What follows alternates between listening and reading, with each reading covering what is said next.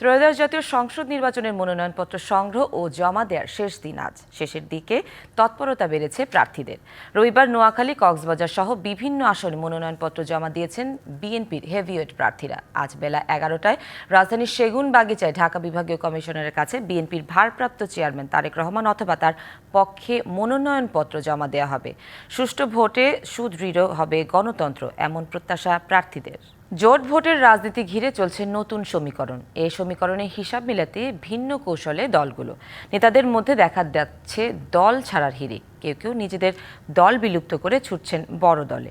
আবার জোট গঠন নিয়ে মতভেদে কোনো কোনো দল ভাঙনের মুখে। যদিও এমন পরিস্থিতিকে নির্বাচনী সমঝোতা বলছেন নেতারা। তাদের দাবি, এতে দল ভাঙার মতো কোনো অবস্থা তৈরি হবে না। বিশ্লেষকরা বলছেন, রাজনৈতিক আদর্শের দুর্বলতার কারণেই ভাঙা গড়ার আবর্তে পড়ছে দলগুলো।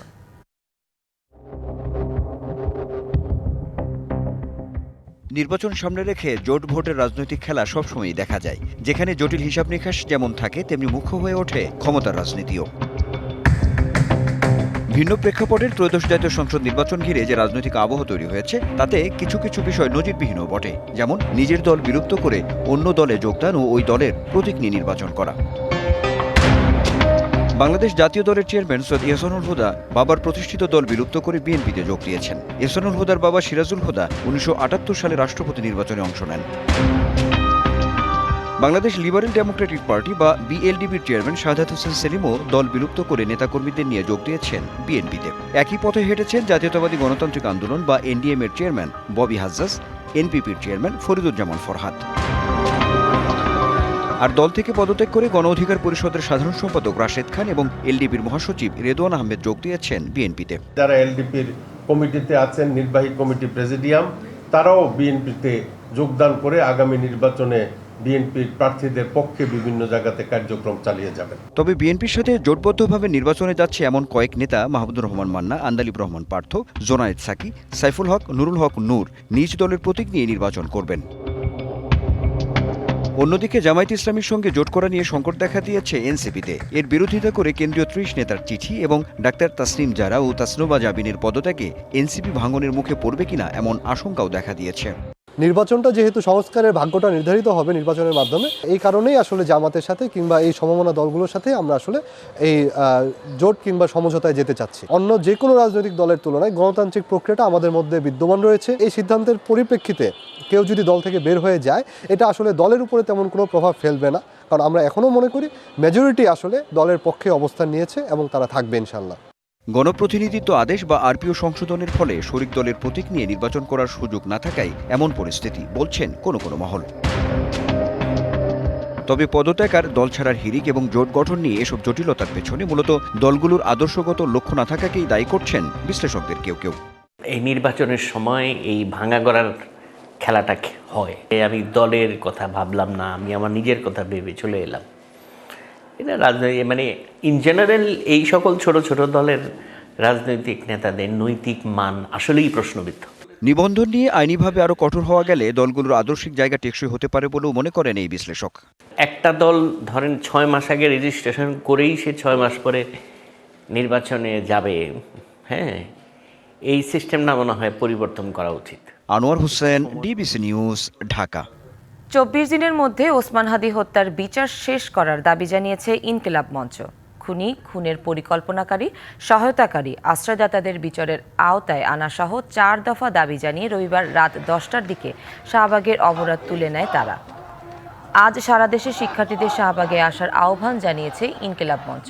তাদের অভিযোগ, ওসমান হাদী হত্যার বিচার নিয়ে ভুল তথ্য দিয়ে জনগণকে বিভ্রান্ত করছে সরকার।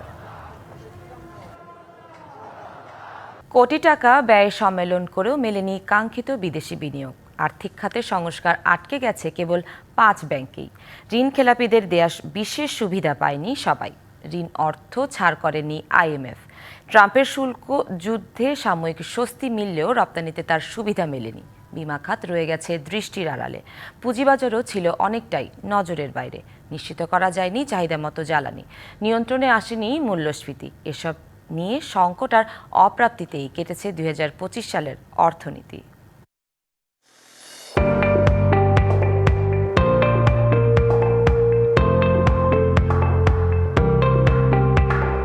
লাগামহীন মূল্যস্ফীতি, ট্রাম্পের শুল্ক হুঁশিয়ারি, জ্বালানি সংকট, নাজুক আইন শৃঙ্খলা পরিস্থিতি আর ব্যবসা বাণিজ্যের বৈরী পরিবেশ নিয়েই শুরু হয় 2025 সাল।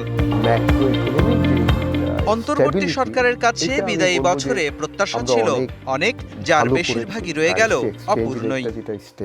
আমাদের রিজার্ভের যে স্টেবিলিটি এবং দিন দিন এটা গ্রোথ হচ্ছে। বছরের শুরুতে প্রায় 10% ছুঁই মূল্যস্ফীতি বছরের প্রথমার্ধ জুড়েই ছিল 9-এর উপরে। এরপর 8% খানিকটা উপরে থেকেই বিদায় নিচ্ছে 2025 সাল। এ সময় সরকারের সাফল্য বলতে 10.72% খাদ্য মূল্যস্ফীতি বছর শেষে 7.5% নামিয়ে আনা। তবে বছর জুড়েই চোখ রাঙানি ছিল খাদ্য বহির্ভূত মূল্যস্ফীতির। বাজারে পণ্য সরবরাহ ঘাটতি, আমদানিকৃত পণ্যের উচ্চ মূল্যের কারণে আমদানি পণ্যগুলো ব্যবসায়ী পর্যায়ে থেকে কনজিউমার পর্যায়ে উচ্চ মূল্যে এগুলো সেল হচ্ছে, সেটার একটা অভিঘাত রয়েছে। নাজুক আইন শৃঙ্খলা পরিস্থিতি, নিরবচ্ছিন্ন জ্বালানির অভাবে এমনিতেই যখন নাকাল ব্যবসা বাণিজ্য, তখন গেল এপ্রিলে মরার ওপর খাড়ার ঘা হয়ে নেমে আসে সরকারের গ্যাসের দাম বৃদ্ধির সিদ্ধান্ত। তলানিতে ঠেকা বিদেশি বিনিয়োগ চাঙা করতে কোটি টাকা খরচ করে বিনিয়োগ সম্মেলন করে বিডা, কিন্তু 40 দেশের 600-রও বেশি বিনিয়োগকারী এলেও কাঙ্ক্ষিত বিনিয়োগ মেলেনি। উল্টো রেকর্ড কমেছে বেসরকারি খাতের ঋণ ও বিনিয়োগ। তার মধ্যে এপ্রিলেই একক বাজার হিসেবে যুক্তরাষ্ট্রের বাজারে চোখ রাঙানি ছিল 35% বাড়তি শুল্কেরও। ট্রাম্পের সে ট্যারিফ যুদ্ধে সরকার দর কষাকষির পর শুল্ক 20% নামিয়ে আনতে সক্ষম হলেও বছর শেষে সে সাফল্য খুব বেশি স্বস্তি দেয়নি। 2025 সালের শেষ কয়েক মাস রপ্তানিতে নেমেছে ধস। বিদায়ী বছরে আর্থিক খাতের সবচেয়ে আলোচিত ঘটনা ছিল দুর্বল ব্যাংকগুলো নিয়ে সরকারের পদক্ষেপ, কিন্তু তা কেবলই আটকে গেছে 5টি ব্যাংকের মধ্যে। বরাবরের মতোই উপেক্ষিত ছিল বিমা ও পুঁজিবাজার, আটকে গেছে এনবিআর সংস্কারও। বলা হয়েছিল যে দুটো ভাগ হয়ে স্বাধীনভাবে দুটো অর্গান হিসেবে কাজ করবে, সেটি ঘোষণার ভিতরেই এই বছরটি শেষ হলো। পুঁজিবাজার নিয়ে সংস্কার উদ্যোগ নেওয়া, সেই জায়গায় খুব বেশি আমরা সাহস করতে আমরা দেখিনি।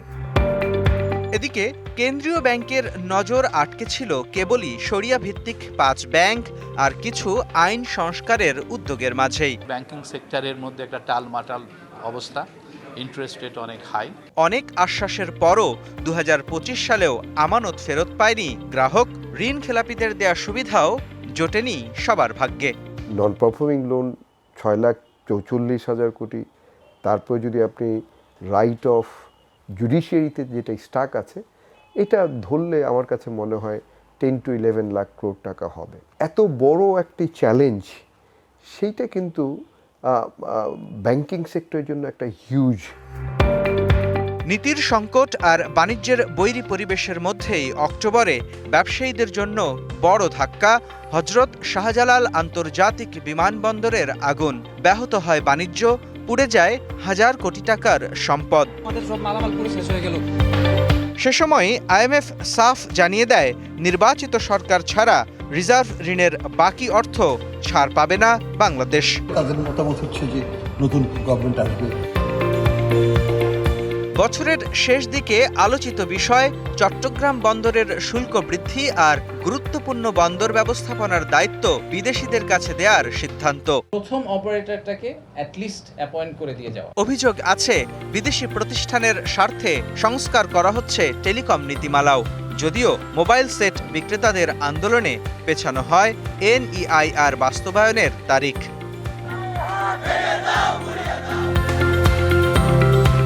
আওয়ামী লীগ আমলে আর্থিক খাতের তথ্য ছিল অতিরঞ্জিত। অন্তর্বর্তী সরকার এমনটা স্বীকার করলেও অর্থনীতিকে খাদের কাছাকাছি রেখেই এলডিসি গ্রাজুয়েশনের পক্ষেই তাদের অবস্থান। আমাদের স্বনির্ভর হতে হবে। অর্থনীতি চাঙ্গা করতে অন্তর্বর্তী সরকারের সব উদ্যোগই যখন মলিন, তখন ব্যবসায়ী ও বিশ্লেষকরা আশা খুঁজছেন নির্বাচিত সরকারে। মোস্তফা মাহবুব, ডিবিসি নিউজ, ঢাকা। নানা বাধায় থমকে আছে চট্টগ্রামের প্রথম এলিভেটেড এক্সপ্রেসওয়ের কানেক্টিভিটি বাড়ানোর উদ্যোগ। কোথাও মামলা জটিলতা, কোথাও অন্য সংস্থার সাথে জায়গা নিয়ে বিরোধের বন্ধ এক্সপ্রেসের বেশ কয়েকটি র্যাম্পের নির্মাণ কাজ।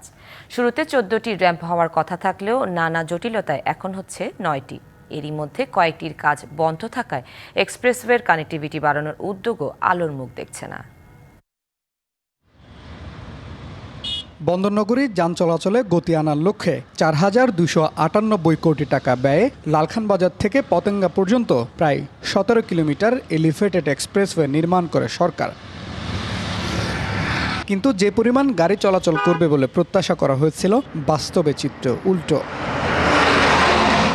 এক্সপ্রেসওয়ের কানেক্টিভিটি বাড়াতে 14টি র্যাম্প নির্মাণের উদ্যোগ নেওয়া হলেও তা কমিয়ে 9টিতে আনা হয়। এর মধ্যেও থমকে আছে বেশ কয়েকটি কাজ। যাত্রী উপরে উঠতে পারতেছে না, নামতে পারতেছে না। এটা চালু হলে ওটা নামা সহজ হয়ে যাবে। নিমতলা থেকে যে র্যাম্পটা নামছে, এই র্যাম্পটা অলরেডি চালু, কিন্তু এটা কেসি দিয়ে আটকে রাখছে, গিটাতে আটকে রাখছে, আমরা নামতে পারতেছি না, উঠতেও পারতেছি না। আগ্রাবাদ অংশে ওয়াসার ক্ষতিপূরণের 3 কোটি টাকার বেশি পরিশোধ করলেও সংস্থাটি আরসিসি পিট না সরানোয় এক্সপ্রেসওয়ের গুরুত্বপূর্ণ র্যাম্পের কাজ শেষ করা যাচ্ছে না। জিসি অংশে মেনোলা হিলে পাহাড় কেটে তৈরি করা দোকানগুলোও মামলায় আটকে থাকায় সিডিএর কাজ থমকে আছে। অপরদিকে আগ্রাবাদ র্যাম্পের প্রয়োজনীয় ভূমি সংস্থান হলেও কবে নাগাদ কাজ শুরু হবে ধারণা নেই কারো। তবে সিডিএ বলছে জটিলতা নিরসন করে দ্রুতই শেষ হবে কাজ। জিসির আপনি র্যাম্পটি দেখলেন, এটা একটা মামলার কারণে এটা আটকে আছে। লয়ার দিয়ে আমরা এটা মুভ করছি।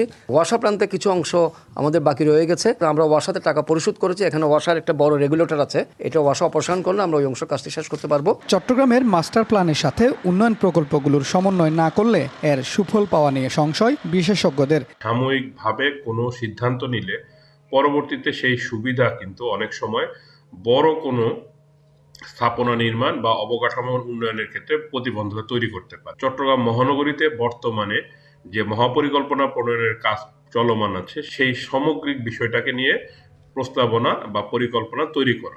এক্সপ্রেসওয়ে নির্মাণ প্রকল্প অনুমোদন হয়েছিল 2017 সালের আগস্টে। 3 বছর মেয়াদী এই প্রকল্প 3 দফা সময় ও ব্যয় বাড়িয়ে মেয়াদ বাড়ানো হয়েছে 2026-এর জুন পর্যন্ত।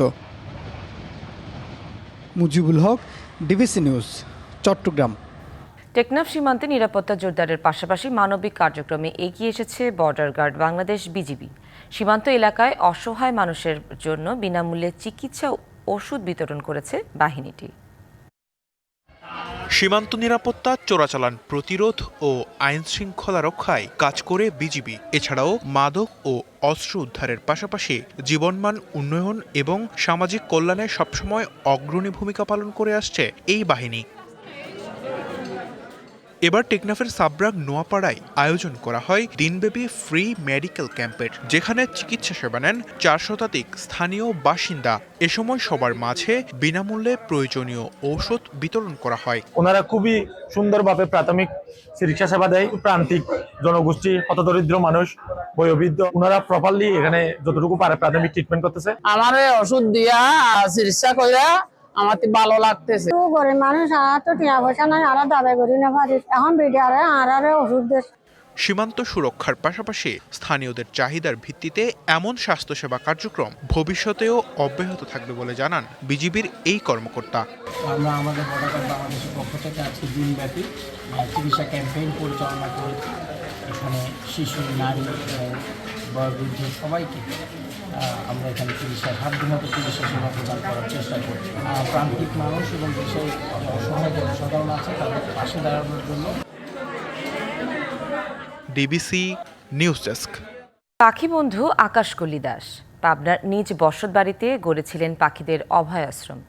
তিনি নেই, তার আশ্রয় দখলে নিয়েছেন প্রভাবশালী এক অসাধু ব্যক্তি। এখন চলছে নির্বিচারে গাছ কেটে পাখিদের আশ্রয়হারা করার কাজ। এই ধ্বংসযজ্ঞে প্রশাসনের কেউ কেউ জড়িত বলে অভিযোগ করছেন অনেকে। তদন্ত করে দোষীদের বিরুদ্ধে কার্যকর ব্যবস্থা নেওয়ার আশ্বাস দিয়েছেন জেলা প্রশাসন। সঙ্গে সঙ্গে আমার লাশ বাড়ির উপরেই থাকবে, কিন্তু মাথা ফাটাফাটি রক্তে রক্তাক্ত হয়ে যাবে। পাখির অভয়াশ্রম তখন আর থাকবে না। কেউ দৌড়ে যাবে কোন গাছটা কেটে নেবো, কেউ দৌড়ে আসবে কোন গরুটা গলায় ধরে নিয়ে যাবো। 2023-এর ডিসেম্বর মৃত্যুর আগেই পাখি বন্ধু আকাশকলি দাস এভাবেই জানাচ্ছিলেন তার আশঙ্কার কথা। হয়তো 6খানা দলিল বাড়ি করবে, এই যে আমাকে দিয়েছে, এই যে আমাকে দিয়েছে, এই যে আমাকে। এবছর 18ই আগস্ট আকাশকলি দাসের মৃত্যুর মাত্র 4 মাস যেতে না যেতেই তার সেই শঙ্কা বাস্তব হলো। প্রায় 6 বছর ধরে গড়া পাখিদের আশ্রম রূপ নিল ধ্বংসযজ্ঞে। পাবনার বেড়ার কৈটোলায় কাগেশ্বরী নদীর তীরে সুবিশাল অরণ্য ঘেরা কুড়ে ঘরে বসতি ছিল স্কুল শিক্ষক আকাশ কলির। গাছে আশ্রয় নেওয়া হাজার হাজার পাখিকে শিকারি থেকে রক্ষা, খাবারের ব্যবস্থা করাই ছিল তার কাজ। তার মৃত্যুর পর দান ও ক্রয়সূত্র দাবিতে অভয়াশ্রমের দখল নিয়েছে অসিত ঘোষ ও মোহাম্মদ আলী। তবে এমন দামি মানতে নারাজ প্রতিবেশী সহ সাধারণ মানুষ। সাব রেজিস্ট্রারের যোগসাজশেই এমন হচ্ছে বলে অভিযোগ তাদের। একটা সম্পত্তি, একটা পাতা ভূমিতে একটা গাছের একটা পাতা বেছে নেই সেই। তার যে বন বা অভয়াশ্রম যেটা ঘোষণা করা হয়েছিল সরকারিভাবে, তার একটি গাছও সে কাটতেন না। উনি নিজে 40 লক্ষ টাকা ঋণ, যা আছে সাকুল্য সম্পত্তি বিক্রি করছে, সে নিজে হাতে বিক্রি করছে, আর যা ছিল অবশিষ্ট আমাকে দিয়ে। অভয়াশ্রম রক্ষায় পরিবেশ মন্ত্রণালয় ও জেলা প্রশাসকের কাছে লিখিত অভিযোগ করেছেন পরিবেশ প্রেমীরা। আগে অনেক পাখি ছিল, এখন আসে না, অত্যাচার এখন কেমনে আসবে, ভয় পায়, ভয় তো আসে। জায়গাটা কোনো ভেজাল থাকে, ঝামেলা থাকে, আপনারা সেটা প্রশাসনের সাথে কথা বলেন, প্রশাসন এটা দেখুক। পাখি সংরক্ষণের জন্য, পাখির আশ্রয়ের জন্য যা করে গেলেন, এটা আমাদের রাষ্ট্রের এবং সমাজের দায়িত্ব এদেরকে সংরক্ষণ করা। অভিযোগ অস্বীকার করে অনিয়ম হয়নি দাবি সাব রেজিস্ট্রারের। তদন্তের পর দোষীদের বিরুদ্ধে কার্যকর ব্যবস্থা নেওয়ার আশ্বাস জেলা প্রশাসকের। হ্যান্ড ওভার করার তার যৌক্তিকতা ছিল বলে জমি রেজিস্ট্রি করা হয়েছে। আসলে আমি নিজেই গিয়েছিলাম ওখানে এবং তার স্টেটমেন্ট আমি নিজে নিয়েছি। সে নিজেই বলছে যে আমি জমি হ্যান্ড ওভার করতেছি। কিছু ব্যক্তি যদি এই অভয়াশ্রম নষ্ট করার চেষ্টা করে বা দখলের চেষ্টা করে, আমরা সরকারের পৃষ্ঠপোষকতা থাকবে যেন এই অভয়াশ্রমটি নষ্ট না করা হয়। 2014 সালে মৎস্য অধিদপ্তরের ওয়েটল্যান্ড বায়োডাইভার্সিটি রিহ্যাবিলিটেশন প্রজেক্ট বাড়িটিকে পাখির অভয়াশ্রম ঘোষণা করে। আকাশকলিকে দেওয়া হয় সরকারের award for wild life conservation সহ দেশি বিদেশি সম্মাননা। Partha Hasan, DBC news, Pabna. Russia Ukraine যুদ্ধবিরতি ও শান্তি আলোচনা এখন খুব কাছাকাছি রয়েছে বলে জানিয়েছেন মার্কিন প্রেসিডেন্ট ডোনাল্ড ট্রাম্প। রবিবার ফ্লোরিডায় নিজের মার-লাগো এর রিসোর্টে তিনি একথা জানান। এর আগে তিনি ইউক্রেনের প্রেসিডেন্ট ভলোদিমির জেলেনস্কিকে তার রিসোর্টে স্বাগত জানান। দুই নেতা বৈঠকের পর সাংবাদিকদের বলেন, যুদ্ধ বন্ধে একটি নতুন প্রস্তাব নিয়ে আলোচনা হয়েছে। ট্রাম্প আরও বলেন, ইউক্রেনের নিরাপত্তা নিশ্চিতে একটি শক্তিশালী চুক্তি হবে, তবে তিনি এ প্রক্রিয়ার জন্য কোনো সময়সীমা দেননি।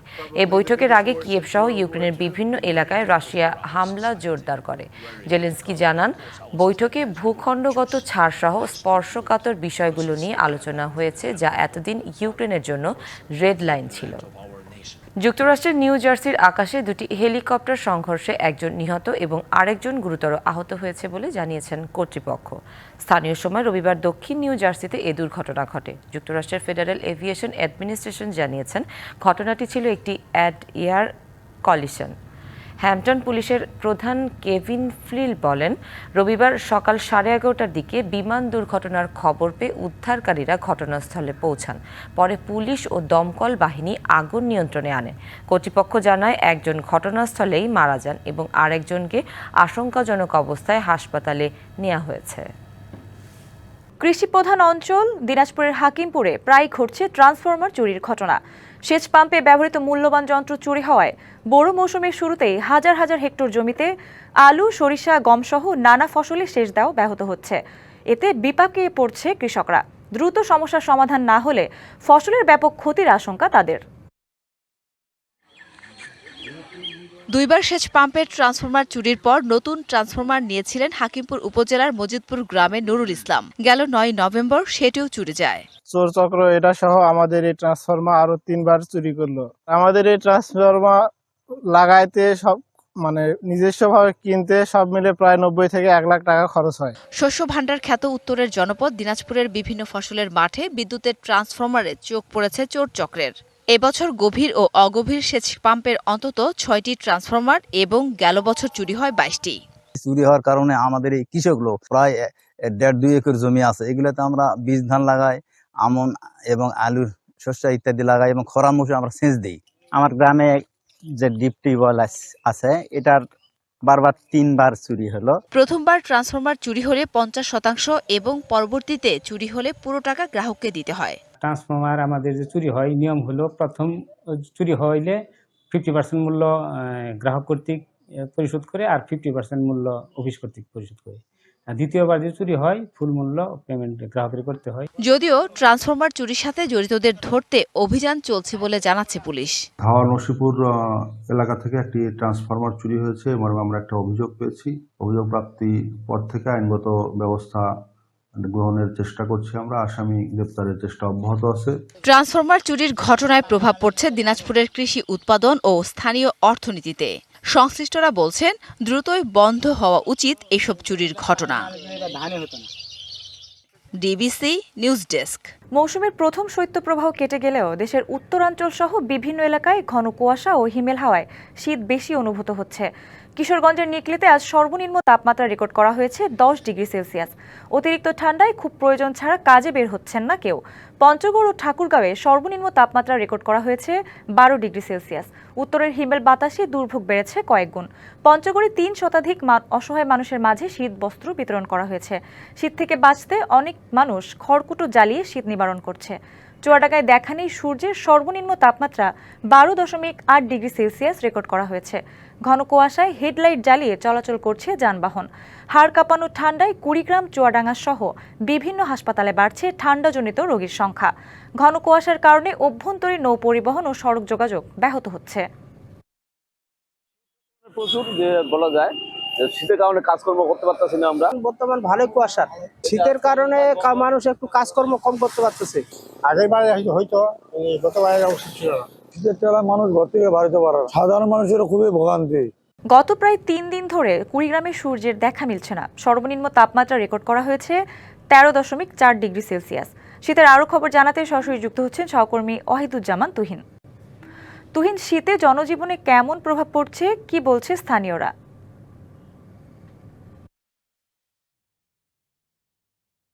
আসলে আপনি জানাচ্ছিলেন যেমনটি যে গত 3 দিন ধরে সূর্যের দেখা মিলতেছে না, এটি যেমন রয়েছে, পাশাপাশি আজকে আমরা লক্ষ্য করেছি যে আসলে কুয়াশার কিছুটা দাপট কমলেও এখনো কিন্তু মেঘ কেটে যায়নি, কুয়াশার মেঘ, সে কারণে সূর্যের দেখা এখনো মেলেনি।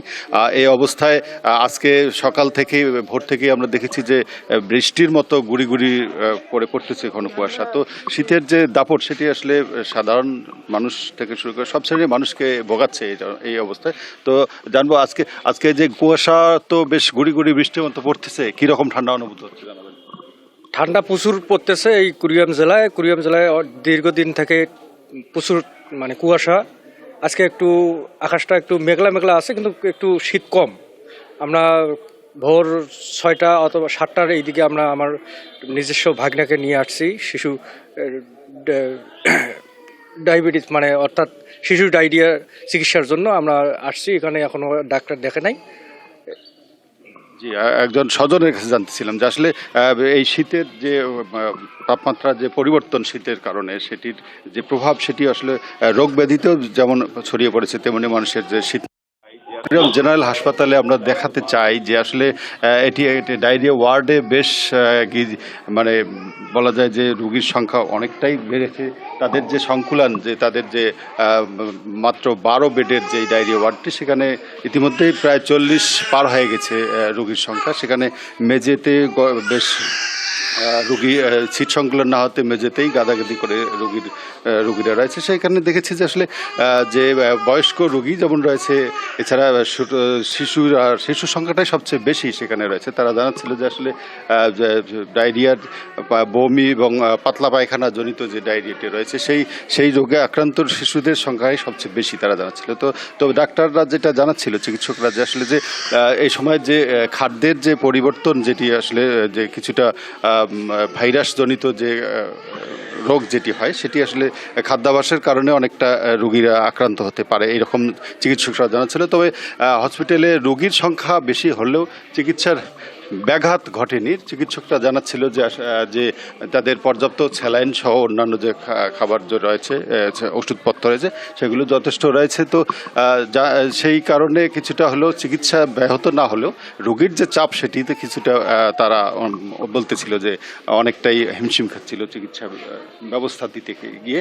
তারপরেও যে চিকিৎসকরা যেটি আশা করতেছিল যে হয়তো কুয়াশার যেটি চাপ সেটি কিছুটা কমে গেলে হয়তো এরকম রোগের প্রাদুর্ভাব থেকে অনেকটা রেহাই পেতে পারে।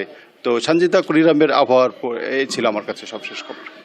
তুহিন, ধন্যবাদ আপনাকে। ঘন কুয়াশার কারণে ঢাকা বরিশাল রুট সহ দক্ষিণাঞ্চলের সকল রুটে লঞ্চ চলাচল বন্ধ ঘোষণা করেছে বিআইডব্লিউটিএ। হঠাৎ এই ঘোষণায় যাত্রীরা বিপাকে পড়লেও কর্তৃপক্ষ জানায় দুর্ঘটনা রোধেই নেওয়া হয়েছে এমন সিদ্ধান্ত। এ বিষয়ে জানাতে বরিশাল নদী বন্দর থেকে সরাসরি যুক্ত হচ্ছেন সহকর্মী জিয়াদ মাহমুদ। জিয়াদ, লঞ্চের যাত্রীরা কিভাবে গন্তব্যে যাচ্ছেন এবং তাদের দুর্ভোগ সম্পর্কে বিস্তারিত জানাবেন। উত্তরের শীত ঝেঁকে পড়ে এসেছে দক্ষিণের প্রকৃতিতেও। আমরা দেখেছি টানা কয়েকদিন ধরে তাপমাত্রার যে সর্বনিম্ন স্তর সেটি কিন্তু পারদ স্কেলের 12.4 থেকে 13 ডিগ্রি সেলসিয়াসের মধ্যে থাকছে। একই সাথে পাল্লা দিয়ে বাড়ছে কুয়াশা। ঘন কুয়াশার কারণে নৌ যোগাযোগ ব্যাহত হচ্ছে। আপনাকে জানিয়ে রাখি যে মানুষের দৃষ্টিসীমা নেভিগেশনের ক্ষেত্রে বিশেষ করে সেটি কিন্তু 100 থেকে 150 মিটারের মধ্যে চলে আসছে এবং এখনও কিন্তু সেই ধরনের কুয়াশাই রয়েছে। টানা 2 দিন আমরা দেখেছিলাম যে এর থেকেও বেশি কুয়াশা ছিল গত দুদিনে। এবং আপনাকে জানিয়ে রাখি যে আবহাওয়াবিদ কিংবা গবেষকদের মতে যদি দৃষ্টিসীমা নেভিগেশনের ক্ষেত্রে 3000 মিটারের নিচে নেমে আসে তাহলে কিন্তু পুর ভিজিবিলিটি বলে। এবং সেক্ষেত্রে বৃহস্পতিবার থেকে আমরা লক্ষ্য করছি যে এখানে যারা আসছেন লঞ্চ চালাচ্ছেন তারা বলছেন যে 150 মিটারের পরে নদীর মাঝে তারা কিছু দেখছেন না। এর ফলে কিন্তু দুর্ঘটনার শিকার হয়েছে লঞ্চ। আমরা গত বৃহস্পতিবার শুনেছি যে মেঘনা নদীতে 2টি লঞ্চের সংঘর্ষে 4 জন মারা গেছেন এবং একই দিনে কিন্তু আরও একটি লঞ্চ দুর্ঘটনার শিকার। এবং গতকাল দিনের বেলায় মানে সকাল 9টার দিকে মুলাদিগামী একটি লঞ্চ এমবি মহারাজ 7 সেটি কিন্তু দুর্ঘটনায় পতিত হয়। যদিও সেখানে হতাহতের কোনো খবর পাইনি আমরা। তারপর থেকে কিন্তু নড়েচড়ে বসেছে নৌবন্দর কর্তৃপক্ষ বিআইডব্লিউটিএ। তারা সন্ধ্যার দিকে ঘোষণা দিয়েছে যে দক্ষিণাঞ্চলের সমস্ত রুটে লঞ্চ চলাচল বন্ধ থাকবে এবং এখনও বন্ধ রয়েছে। যাত্রীরা আসছেন, অনেকেই আসছেন এখানে। যে আভ্যন্তরীণ রুটগুলো সেগুলো বন্ধ থাকার ফলে আভ্যন্তরীণ রুটের যে যাত্রীরা তারা কিন্তু এসে চলে যাচ্ছেন। অনেকে এখানে স্টে করছেন যে কখন ছাড়ে, যদি এখান থেকে সুযোগ হয় ছাড়ার, কর্তৃপক্ষ যদি অনুমতি দেয় তাহলে তারা লঞ্চে করে যাবেন বলে এখানে কিন্তু বসে আছেন। তবুও আমরা দেখছি যে নদীর মাঝে এখনও কিন্তু প্রচুর কুয়াশা রয়েছে এবং কুয়াশার ক্ষেত্রে কিন্তু কাটার কোনো সম্ভাবনা আমরা গতকালও দেখিনি। আজকে কাটবে কিনা সেটিও আসলে আমরা এখনও বুঝতে পারছি না, যেহেতু কুয়াশা রয়েছে। পাশাপাশি আপনাকে জানিয়ে রাখি এখানে সাধারণ যারা যাত্রী তাদের কিন্তু একটা অভিযোগ রয়েছে। অভিযোগটি হচ্ছে যে লঞ্চের আধুনিকায়ন হচ্ছে না।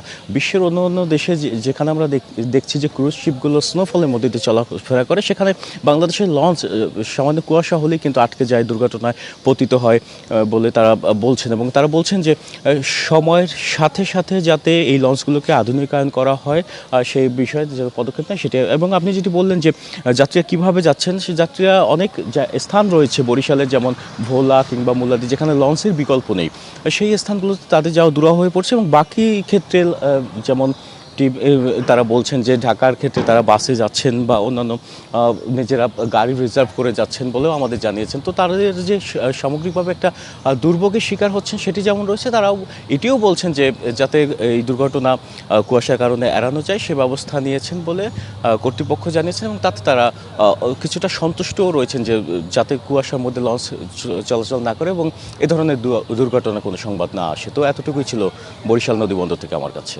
জিয়াদ, ধন্যবাদ আপনাকে। খাগড়াছড়ির পাহাড়ি জনপদে আখ চাষ কৃষকদের জন্য হয়ে উঠেছে সম্ভাবনার নতুন দিগন্ত। চলতি মৌসুমে আবহাওয়া অনুকূল থাকায় উর্বর মাটি ও আধুনিক চাষাবাদের ফলে মিলেছে ভালো ফলন। এর সুফল পাচ্ছেন পাহাড়ের প্রান্তিক চাষিরা, বাড়ছে তাদের আয়, বদলাচ্ছে জীবনযাত্রা। সবুজ পাহাড়ের কোল জুড়ে সারি সারি আখের ক্ষেত। খাগড়াছড়ি সদর উপজেলার গুগড়াছড়ি, কমলছড়ি, বেতছড়ি, গামারডালা ও চেঙ্গি নদীর তীরবর্তী এলাকায় এখন আখ কাটার ধুম। চলতি মৌসুমে এই উপজেলায় 3 জাতের আখের চাষ হয়েছে। স্বল্প খরচে বেশি লাভ এবং তুলনামূলক কম পরিচর্যার কারণে দিন দিন আখ চাষে আগ্রহ বাড়ছে পাহাড়ি কৃষকদের। আখের সিজন আসলে আপনার শীতের মৌসুমে আমরা প্রায় 10-15 জন 6 মাসের মতো কাজ করি। আমরা এই বছর যে চাষ করছি আখগুলো মোটামুটি খুবই উৎপাদন ভালো। একই জমিতে আখের পাশাপাশি শাক, মূলা, কুমড়া, মরিচ সহ বিভিন্ন ধরনের সবজি চাষ করা যায়। 40 কুইশাল লাগাইছে এই বছরে, প্রায় কুইশাল আছে 8,500 আর কুইশাল খেতে বেশি লাভ আছে। কুইশাল খেতে মানে শীতকাল হতে বিভিন্ন খেতে লাগাতে পারে, মানে কুইশাল যদি বড় হতে পারে মানে লাভ তো হতে পারে আর কি।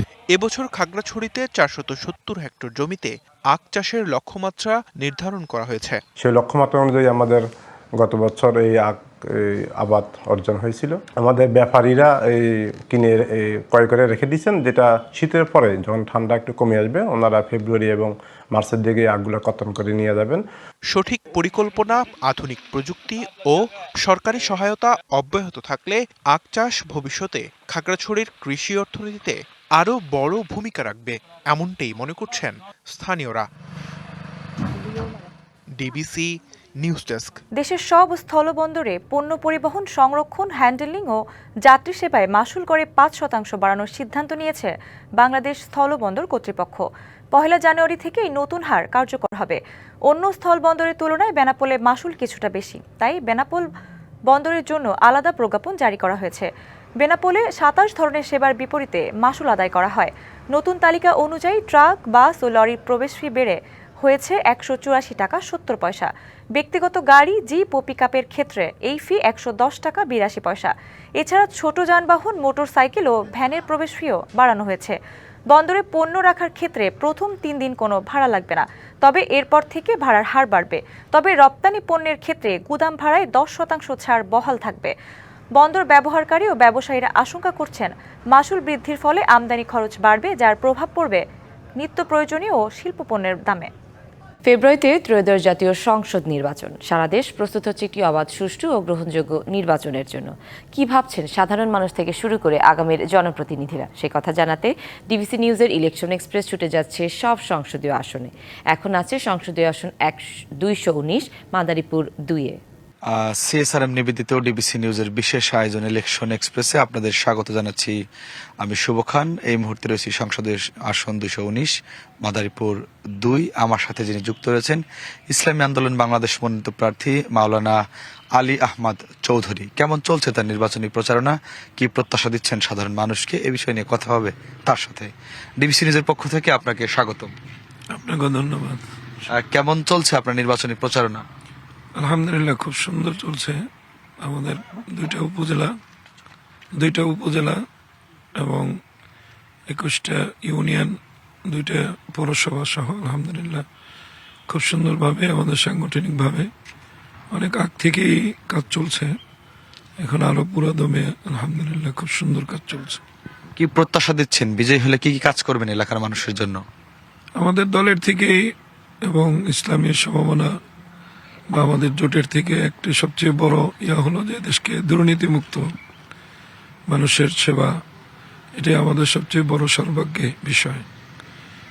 আর ধর্মীয় আলোকে যখন দুর্নীতিমুক্ত সমাজ ব্যবস্থা করতে যায় তখন সুশাসন প্রতিষ্ঠা হয়। সুশাসনটাই আমাদের সবচেয়ে বড় সৌভাগ্যের বিষয়। এবং দেশের জনগণের যে নিরাপত্তা এবং স্বাস্থ্য খাতের যে অবনতি, শিক্ষার মান উন্নয়ন, এগুলি আমাদের মূল লক্ষ্য উদ্দেশ্য। এই এলাকায় কি কি সমস্যা রয়েছে সেগুলো সমাধান করার পরিকল্পনা নিচ্ছেন আপনারা? আমাদের এলাকায় এখন যে সমস্যাটা সবচেয়ে বেশি সমস্যা হলো মাদক, আর একটা হলো স্বাস্থ্য খাত।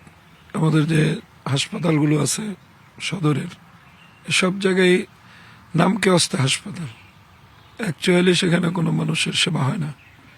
আমার মূল টার্গেটই হলো যদি আমাদের দল বা আমরা ক্ষমতায় যেতে পারি বা আমরা নির্বাচিত হতে পারি তাহলে আমি এইগুলিকে বেশি গুরুত্ব দেব, মাদকের বিরুদ্ধে এবং মানুষের স্বাস্থ্য খাত আর শিক্ষা ব্যবস্থাও যেন সঠিকভাবে মানুষ শিক্ষার যে আলোটা এটা সকলে ঘরে পৌঁছতে পারে, সেই ব্যবস্থাটা নিব ইনশাআল্লাহ।